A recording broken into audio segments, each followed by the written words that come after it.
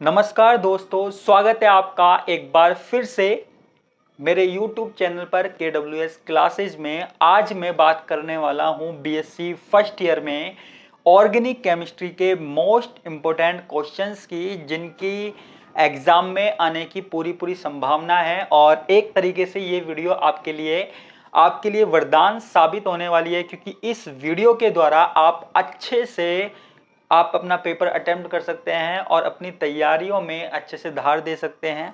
तो चलिए स्टार्ट करते हैं। तो आप सभी को पता है ऑर्गेनिक केमिस्ट्री में कार्बनिक रसायन में वही सेम 5 यूनिट है। अब सबसे पहली बात, कई स्टूडेंट ऐसे हैं जिन्होंने अभी तक बिल्कुल भी पढ़ाई नहीं की है, तो उनके लिए भी ये वीडियो वरदान साबित होने वाली है। क्या पढ़े, कैसे पढ़े। तो कुछ लोग सिर्फ पास होने के लिए भी पढ़ रहे हैं कि हम सिर्फ पास हो जाएं, कुछ लोग अच्छे नंबर के लिए भी पढ़ रहे हैं। तो दोनों के लिए ये वीडियो साबित होने वाली है, क्योंकि ऑर्गेनिक केमिस्ट्री ऐसा सब्जेक्ट है, ऐसा पेपर है जिसमें अक्सर स्टूडेंट धोखा खा जाते हैं या क्वेश्चन भूल जाते हैं। तो इसका सॉल्यूशन हमने निकाला है, आपको इतना ज़्यादा पढ़ना नहीं पड़ेगा। तो देखिए, सबसे पहले कोई भी स्टूडेंट, चाहे वो अभी पढ़ना स्टार्ट किया है या फिर वो पहले से ही तैयारी कर रहा है, उसको सबसे पहले जो यूनिट देखनी है वो देखनी है फर्स्ट यूनिट देखनी है। कौन सी यूनिट देखनी है? फर्स्ट यूनिट देखनी है, जिसका नाम है रासायनिक अभिक्रियाओं की क्रियाविधि, मैकेनिज्म ऑफ ऑर्गेनिक रिएक्शन। अब देखो, इस यूनिट के अंदर हमारे पास कोई भी अभिक्रिया जब होती है तो उसमें कौन कौन सी चीजें काम में आती है, क्या क्या होता है, किस तरीके से रिएक्शन होती है, वो पूछी गई है। तो यहां पर मेनली आप उसी पर ही फोकस कीजिए। तो आपको यहां पर इस यूनिट में आपको क्या करना है, आपको सबसे पहले तो क्वेश्चन में आपको बताता हूं, आपको इलेक्ट्रॉन स्नेही और नाभिक स्नेही के बारे में पता होना चाहिए। इलेक्ट्रॉन स्नेही, नाभिक स्नेही के बारे में पता होना चाहिए, क्योंकि कई बार एग्जाम में शॉर्ट नोट पूछा गया है इलेक्ट्रॉन स्नेही क्या है, नाभिक स्नेही क्या है, और आपको बहुत सारे रिएक्टेंट दे दिए जाते हैं, बहुत सारे आयंस दे दिए जाते हैं। आपसे पूछ लिया जाता है कि कौन सा इलेक्ट्रॉन स्नेही है, कौन सा नाभिक स्नेही है। लास्ट ईयर के क्वेश्चंस उठा के देख लीजिए, आपसे ये इलेक्ट्रोफाइल और न्यूक्लियोफाइल, इंग्लिश और हिंदी में भी मैं बता देता हूं, इनको बोलते हैं इलेक्ट्रोफाइल एंड न्यूक्लियोफाइल। न्यूक्लियोफाइल इनको बोलते हैं। तो ये आपके पास एग्जाम में बहुत बार क्वेश्चन पूछा गया है, तो अब की बार भी उम्मीद है इसमें से क्वेश्चन पूछा जाएगा। बिल्कुल 99% संभावना है, या तो इसकी डेफिनेशन पूछी जाएगी या फिर ऐसा किया जाएगा, आपके पास कुछ इलेक्ट्रोफाइल और न्यूक्लियोफाइल दे दिए जाएंगे और आपसे कहा जाएगा इनमें से इलेक्ट्रोफाइल को अलग कीजिए, न्यूक्लियोफाइल को अलग कीजिए। मैंने आपको बताया हुआ है, इलेक्ट्रोफाइल जो इलेक्ट्रॉन से स्नेह करते हैं, यानी कि पॉजिटिव वाले, और जो नाभिक स्नेही होते हैं जो नाभिक से स्नेह करते हैं, यानी कि नेगेटिव वाले, ऐसा। तो पहला क्वेश्चन आपको फर्स्ट यूनिट में आपको इलेक्ट्रॉन स्नेही, नाभिक स्नेही आपको जरूर पढ़ना है टॉपिक, इसमें से क्वेश्चन आता है। क्लियर है? उसके बाद आपके पास एक शॉर्ट नोट वाला क्वेश्चन आता है, आपको शॉर्ट नोट पढ़ना है। देखो, शॉर्ट नोट आपके पास 4-5 शॉर्ट नोट है। कौन कौन से शॉर्ट नोट है? एक आपके पास है कार्बोकैटायन या कार्ब धनायन, कार्ब धनायन, कार्बोकैटायन। एक है आपके पास कार्ब ऋणायन। देखो, जिसको फर्स्ट यूनिट पढ़नी है, फर्स्ट यूनिट तो आपको मेरी प्लेलिस्ट में भी मिल जाएगी, फर्स्ट यूनिट आराम से मिल जाएगी, इसकी 4-5 वीडियो है, आप पढ़ सकते हो आराम से, कोई दिक्कत नहीं है, बिल्कुल फ्री। कार्ब एनायन, और इसके अलावा कार्बन मुक्त मूलक, ये ऐसे टॉपिक हैं बार बार पूछे जाते हैं। मैं आपको बिल्कुल बता दूं कि ये एग्जाम में बिल्कुल आते हैं। Carb free radical, free radical. इसके अलावा हमारे पास नाइट्रीन, बेंजाइन, ये आपके पास एग्जाम में आने वाले हैं। आप ये लगा लीजिए कि आपके पास ये, अगर आप टॉपिक पढ़ के जाते हो, ये वाला छोटी छोटी सी डेफिनेशन, छोटी छोटी सी। अब जिसके पास ये पेपर 10 नंबर का आता है, मतलब इस पेपर में अगर ये क्वेश्चन 10 नंबर का आता है, 10 में से कम 5 नंबर 6 नंबर ये कवर किया होगा। और कई यूनिवर्सिटी जहां पर कम नंबर का क्वेश्चन आता है, 6-7 नंबर का क्वेश्चन आता है, वहां पर भी कम से कम ये 3-4 नंबर का क्वेश्चन मिलेगा। ये मैं आपको बता दूं 100% आपको इनमें से क्वेश्चन मिलेगा, चाहे आप कोई सी भी यूनिवर्सिटी से हो, बिल्कुल मिलेगा इनके ऊपर। ठीक है, तो आपको इन चीजों पे फोकस करना है ज्यादा, क्योंकि ये मिलने वाला है आपको 100% बोल रहा हूं मैं, मिलने वाला है। क्लियर है? इसके अलावा आपको क्या मिलने वाला है, देखो अभिक्रियाओं के प्रकार, अभिक्रियाओं के प्रकार, टाइप ऑफ रिएक्शन। क्या? Type of reaction. आपको पता है अभिक्रिया के कई प्रकार होते हैं, जैसे योगात्मक अभिक्रिया, विलोपन अभिक्रिया, प्रतिस्थापन अभिक्रिया, और एक पुनर्विस्थापन या अभिक्रिया होती है, पुनर्विन्यास अभिक्रिया होती है। 4 तरह की रिएक्शंस होती है पूरी केमिस्ट्री में, 4 तरह की रिएक्शन होती है जो ये सिलेबस में है।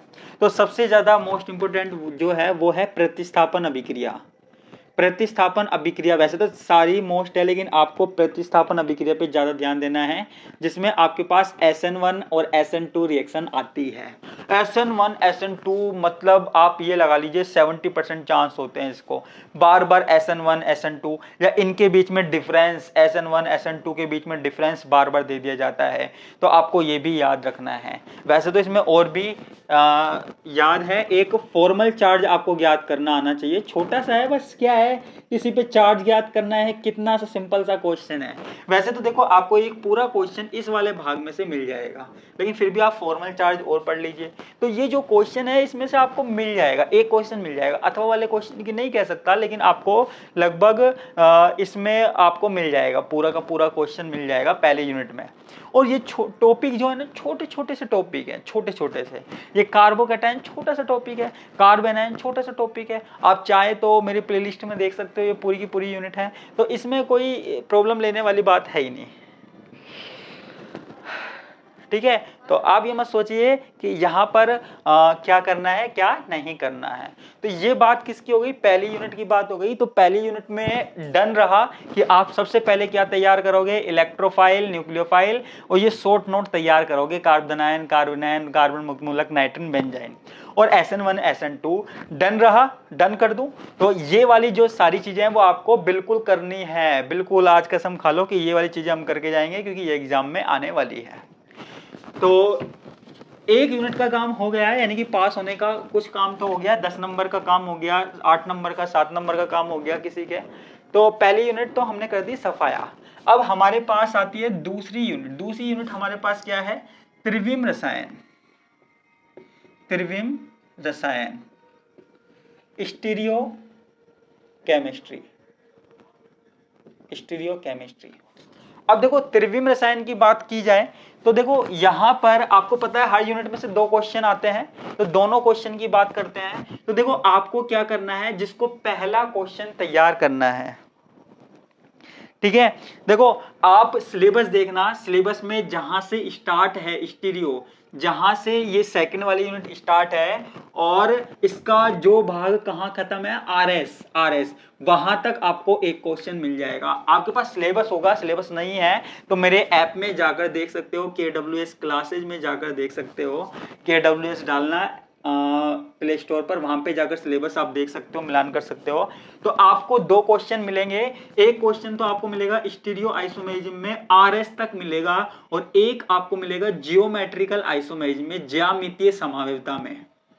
ठीक है, अब आपको देखो सीधी सी बात है, 2 क्वेश्चन आएंगे, इनमें से एक क्वेश्चन आपको करना है। तो आप या तो आप RS वाले पार्ट तक तैयार कर लीजिए, देखो RS वाले पार्ट तक तैयार कर लीजिए जहां पे आपका आखिरी टॉपिक दे रखा है RS नोमेनक्लेचर, या फिर RS के बाद जो टॉपिक दे रखा है जियोमेट्रिकल आइसोमेरिज्म, वो वहां पे तैयार कर लीजिए। अब आप कहोगे सर इसमें क्या तैयार करें, देखो जो जियोमेट्रिकल आइसोमेरिज्म अगर कोई तैयार करता है तो मैं आपको बता दूं, यहां पर EZ नोमेनक्लेचर आपको बिल्कुल सिंपल सा क्वेश्चन है। देखो इसमें और इसमें EZ RS नोमेनक्लेचर आप ढंग से रट लीजिए, याद कर लीजिए, EZ और RS नोमेनक्लेचर ढंग से याद कर लीजिए। क्यों भाई, क्योंकि आपके पास कोई कंपाउंड दे दिया जाएगा और आपसे पूछ लिया जाएगा इसका आर बताओ, इसमें आर है या एस है, इसमें ई है या जेड है, या आपसे फॉर्मूला बनवा लिया जाएगा, आपको ये वाली चीज तो कंफर्म याद रखनी है। आर एस ई जेड या आर एस, ये आपको कंफर्म याद रखनी है। ठीक है, ये आर एस वाली जो आती है वो पहले वाले पार्ट में है और ई जेड वाली दूसरे वाले भाग में है। ठीक है, इसके अलावा आपको क्या याद रखना है, इसके अलावा आपको इस वाले पार्ट में element of symmetry, element of symmetry आपको याद रखनी है।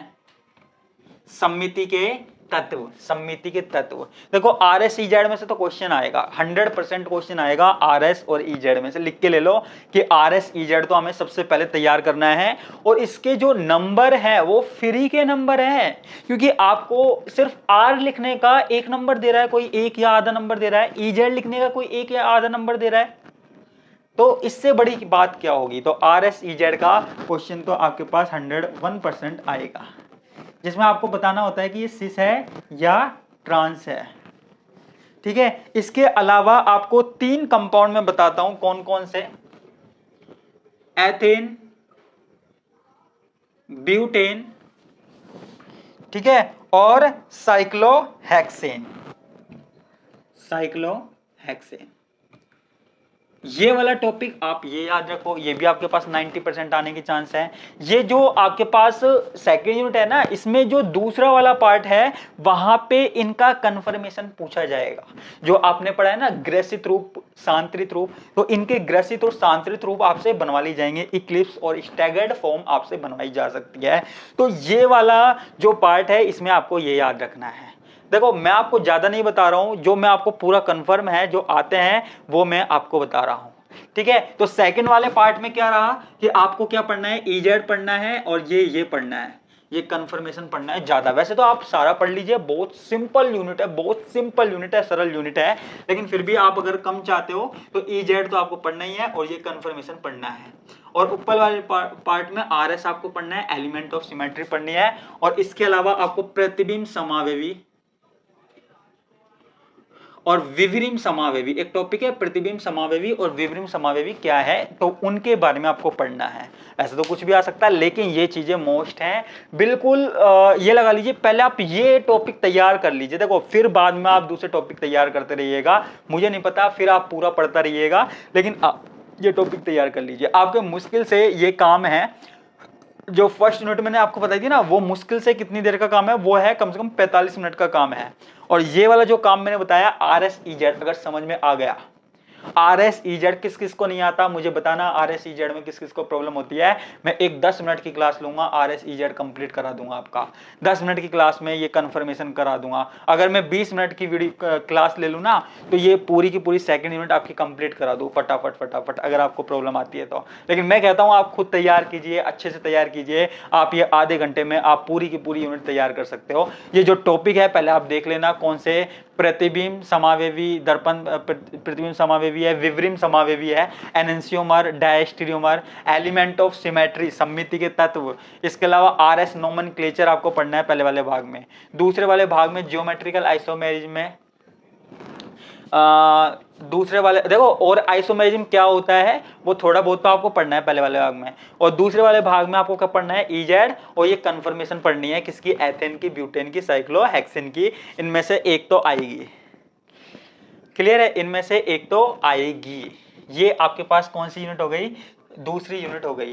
तो ये 2 यूनिट तो आपका बेड़ा पार करा देगी, आपको पास करा देगी, लिख के ले लीजिए। अब आप सोचेंगे मैं बताऊंगा तीसरी यूनिट के बारे में, तीसरी यूनिट के बारे में, लेकिन नहीं, मैं आपको तीसरी यूनिट के बारे में नहीं, पहले बताऊंगा आपको फोर्थ यूनिट के बारे में। आप कहोगे ऐसा क्यों, तीसरी यूनिट क्यों नहीं बता रहे। देखो तीसरी यूनिट में भरी हुई है रिएक्शन, आप में से ज्यादा लोग जो होंगे वो रिएक्शन के चक्कर में फंस जाएंगे, ठीक है, और मैं आपको रिएक्शन के चक्कर में फंसाना चाहता नहीं हूं। क्लियर है, तो आपको सबसे पहले क्या करना है, फोर्थ यूनिट को देखना है। इसमें आपको सबसे पहले एरोमेटिसिटी, एरोमेटिसिटी, एरोमेटिकता, एरोमेटिकता के बारे में आपको थोड़ा सा पढ़ना है कि एरोमेटिक यौगिक कौन से होते हैं, उनके क्या क्या गुण होते हैं, क्योंकि कई बार पूछा गया है एरोमेटिकता क्या है। और हकल का रूल, वर्ल्ड फेमस हकल का नियम, हकल का नियम आपके पास आता है। या तो आपके पास सीधा सीधा पूछ लिया जाएगा हकल का नियम क्या है, हकल का नियम बताइए, या फिर क्या किया जाएगा, या फिर आपसे एक काम करेंगे, आपको कुछ जैसे कोई सी भी संरचना आपको बना के दे दी, जैसे ये संरचना आपको बना के दे दी और आपसे पूछ लिया बताइए कि यह हकल के नियम को फॉलो करता है या नहीं करता। आपके पास 5-6 कंपाउंड दिए जा सकते हैं और आपसे पूछा जा सकता है कि यह हकल के नियम को फॉलो करता है नहीं करता। आपकी बुक उठा के देखना, आपको उसमें कई एग्जाम्पल मिल जाएंगे। तो ये क्वेश्चन, अब मैं तो कौन कौन से एग्जाम्पल बताऊं, जैसे आपके पास मान लीजिए ये एग्जाम्पल दे दिया, कई बार आया हुआ है, आपसे पूछ लेगा ये हकल को फॉलो करता है नहीं करता, ये हकल को फॉलो करता है नहीं करता, ये हकल को फॉलो करता है नहीं करता। ये इस तरीके से आपके पास कुछ उदाहरण दे दिए जाएंगे, कुछ एग्जाम्पल दे दिए जाएंगे और आपसे पूछेगा हकल के नियम को फॉलो करता है नहीं करता। ये क्वेश्चन हर बार पूछा जाता है, कम से कम 2-3 नंबर का तो पूछा जाता है। और अब की बार भी ये पूछा जाएगा, या तो एरिमेटिसिटी और ये हकल का रूल आपको जरूर जरूर जरूर पूछा जाएगा। क्लियर है। इसके अलावा बेंजीन की स्ट्रक्चर आप इस वाले पार्ट में देखना चाहो तो देख लेना, वैसे जरूरत पड़ेगी नहीं, लेकिन बेंजीन की संरचना आप देख लेना, बेंजीन की स्ट्रक्चर देख लेना पहले वाले पार्ट में। क्लियर है। अब इसका दूसरा वाला पार्ट, ये तो फर्स्ट पार्ट की बात हो गई। फर्स्ट पार्ट में मैंने केवल एरोमेटिकता बताई है और हकल का नियम बताया है, ये है और आपको यही तैयार करना है। टाइम बचता है तो बेंजीन की स्ट्रक्चर देख लेना। इसके अलावा इसमें जो दूसरा भाग है, दूसरा भाग क्या है, दूसरा भाग क्या है कि जहां पर है एरोमेटिक इलेक्ट्रोफिलिक सब्स्टिट्यूशन, इलेक्ट्रॉन स्नेही प्रतिस्थापन अभिक्रियाओं के बारे में बात की गई है। इलेक्ट्रॉन स्नेही प्रतिस्थापन अभिक्रियाओं के बारे में बात की गई है। तो आप कहोगे इलेक्ट्रॉन स्नेही प्रतिस्थापन अभिक्रिया के बारे में बात की गई है तो इसमें तो बहुत सारी रिएक्शन होगी, नहीं। तो देखो जैसे आपके पास बेंजीन रिंग है, आपको यहां पे से क्या करना है, आपको यहां पे से ये H आयन हटाना है और इलेक्ट्रॉन स्नेही यानी कि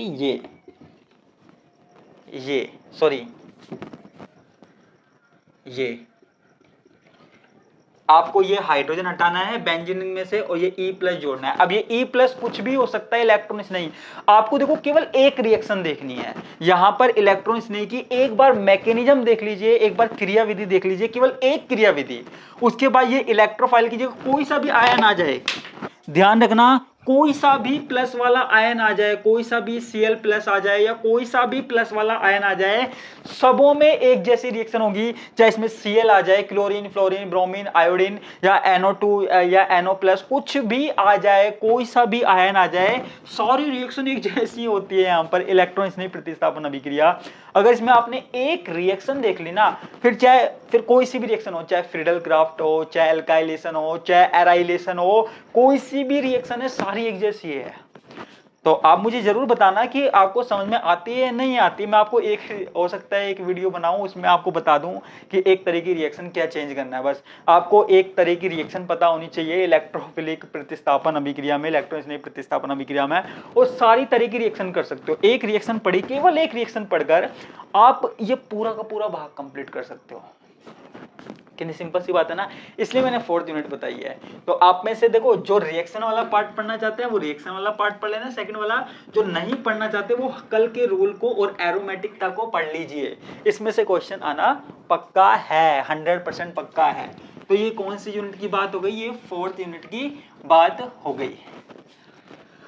इसके अलावा देखो ये जो KWS क्लासेज है, इस नाम से हमारा टेलीग्राम चैनल और फेसबुक पेज भी है। तो मैं चाहता हूं कि आप टेलीग्राम चैनल को भी फॉलो कीजिए, क्योंकि मैं छोटी छोटी सी नॉलेज जैसे एग्जाम से रिलेटेड और रिजल्ट से रिलेटेड या कोई भी प्रॉब्लम होती है, क्वेश्चंस होते हैं, वो सारी प्रॉब्लम्स मैं आपकी इस पे डाले करूंगा, क्योंकि हर प्रॉब्लम पर वीडियो बनाना पॉसिबल नहीं हो पाएगा, आपको भी पता है। तो मैं वहां पर PDF वगैरह डाल सकता हूँ जो भी आपको प्रॉब्लम होगी। तो ये KWS क्लासेस पर आप जाकर इसको सब्सक्राइब कर सकते हो टेलीग्राम पर, अभी मैंने नया स्टार्ट किया है।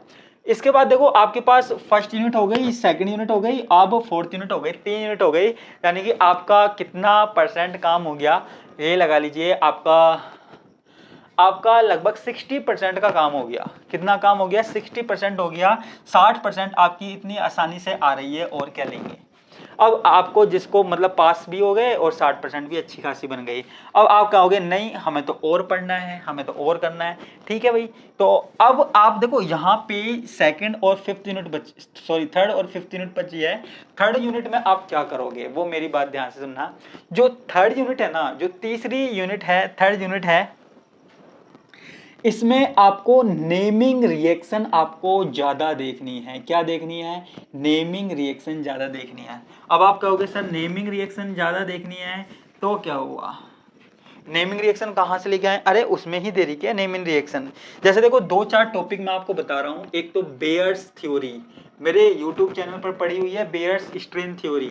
बेयर्स स्ट्रेन थ्योरी ये आपको पढ़नी है, बहुत बार आई हुई है। स्ट्रेन थ्योरी, बेयर्स स्ट्रेन थ्योरी आपको पढ़नी है, बिल्कुल पढ़नी है। स्ट्रेन के बारे में पढ़ना है, स्ट्रेनलेस रिंग के बारे में पढ़ना है, ये आपको पढ़नी है। इसके अलावा नेमिंग रिएक्शन, नेमिंग रिएक्शन कौन सी? जैसे वुड्स रिएक्शन है, कोल्बे रिएक्शन है, कोल्बे अभिक्रिया है, कोल्बे अभिक्रिया है। नेमिंग रिएक्शन जैसे ये नेमिंग रिएक्शन में किसकी बता रहा हूं? एल्केन्स की बता रहा हूं, ठीक है। किसकी बता रहा हूं मैं? एल्केन्स की रिएक्शन बता रहा हूं, एल्केन्स वाला पार्ट बता रहा हूं। इसके अलावा आपको हेलोजिनेशन, हेलोजिनेशन आपको पढ़ना है, हेलोजनीकरण, हेलोजनीकरण, हेलोजिनेशन पढ़ना है, बेयर्स स्ट्रेन थ्योरी। और कोल्बे अभिक्रिया, वुड्स अभिक्रिया, कोरे हाउस अभिक्रिया, नेमिंग रिएक्शन। यार क्या जा रहा है यार, देख लेना, अभी तो एग्जाम है, टाइम है आपके पास, देख लेना। ये नेमिंग रिएक्शन आप जरूर देख लेना, मेरे कहने से नेमिंग रिएक्शन देख लेना, नेमिंग रिएक्शन जरूर आती है। नेमिंग रिएक्शन देखोगे, जो भी है मार्कोनिकोव का नियम है और जो भी है नेमिंग रिएक्शन है वो आप जरूर जरूर जरूर देखिएगा, तो आपके काम में आने वाली है, ठीक है। नेमिंग रिएक्शन वैसे तो आप सारा देख सकते हो, लेकिन नेमिंग रिएक्शन पे आप ज्यादा ध्यान देना। और जैसे डील सेल्डर अभिक्रिया, मुझे मिल नहीं रही लेकिन डील सेल्डर अभिक्रिया है, ये कई बार पूछी गई है एग्जाम में। डील सेल्डर अभिक्रिया, ये डील सेल्डर अभिक्रिया, डील सेल्डर रिएक्शन आपको पढ़नी है। ये मोस्टली आई हुई है कई बार, क्लियर है। तो नेमिंग रिएक्शन पे आपको ज्यादा ध्यान देना है, ज्यादा ध्यान इस पे देना है, क्लियर है। तो ये एल्केन और साइक्लो एल्केन। इसके अलावा देखो आप एक काम कर सकते हो, अगर आपको इस यूनिट में और भी ज्यादा पढ़ना है तो इसको 2 भागों में डिवाइड कर लीजिए। एक पार्ट तो आपका एल्केन और साइक्लो एल्केन वाला है, आप एल्केन और साइक्लो एल्केन वाला पार्ट पूरा पढ़ लीजिए, आपको एक क्वेश्चन पूरा कंप्लीट मिल जाएगा। या फिर अगर आपको दूसरा पार्ट पढ़ना है तो साइक्लो एल्केन के बाद जो एल्कीन, साइक्लो एल्कीन, डाइईन और एल्काइन है वो वाला पार्ट आप पढ़ लीजिए, आपको आराम से क्वेश्चन मिल जाएगा, क्लियर है। ये आपको यहां पर मिल जाएगा।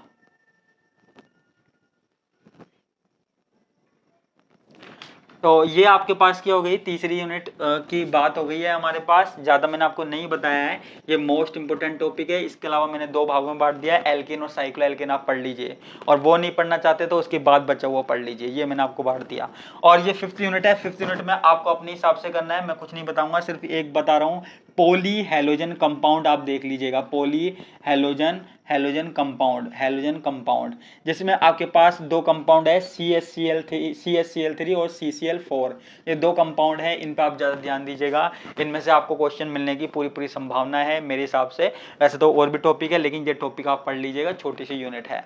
तो ये आपके पास मैंने पूरा निचोड़ रख दिया है यहाँ पर कि क्या आ सकता है क्या नहीं आ सकता। फिर भी आपको कुछ डाउट लगता है तो आप पूछिए ना, कमेंट बॉक्स में पूछिए, मेरा व्हाट्सअप नंबर आपको डिस्क्रिप्शन में मिल जाएगा, उसमें पूछिए कहाँ पे दिक्कत आ रही है। मैंने पूरी मेहनत से ये वीडियो तैयार किया है कि ऐसा भी नहीं है कि मोस्ट क्वेश्चन जैसे बता देते हैं, किसी ने 3 क्वेश्चन बता दिए, किसी ने 4 क्वेश्चन बता दिए, ले भाई हो गया हमारा काम, ऐसे बताओ। मेरे को किसी का फ्यूचर खराब नहीं करना है, तो मैं पहले से ही सेफ लेकर चल रहा हूँ। और देखो सीधी सी बात है, कितनी देर का है ये, कम से कम 5-6 घंटे में आपकी ये ऑर्गेनिक केमिस्ट्री तैयार हो रही है, तो क्या बुराई है। वो तो आप में से कुछ लोग नए जुड़े होंगे तो आपको लग रहा होगा ये मुश्किल है, जो पुराने लोग जुड़े हुए हैं मुझसे, जो पुराने स्टूडेंट जुड़े हुए हैं उनको पता है कितनी आसानी से तैयार हो जाता है। सेकंड ईयर वाले, थर्ड ईयर वालों को पता है, आप तो अभी फर्स्ट ईयर में हो, आपको क्या पता है, लेकिन सेकंड ईयर थर्ड ईयर वालों को पता है कि सर जो बताते हैं कितनी आसानी से। मैंने ज़्यादा कोई हार्ड टॉपिक नहीं बताए हैं, ऐसे टॉपिक बताए हैं जो बिल्कुल सिंपल है और एग्जाम में आने लायक है। तो इसी के साथ मैं आपसे विदा लेता हूं और आगे भी मैं बनाता रहूंगा वीडियो और भी पेपर पे आप बताते रहना मैं और किस पेपर पर बनाऊं।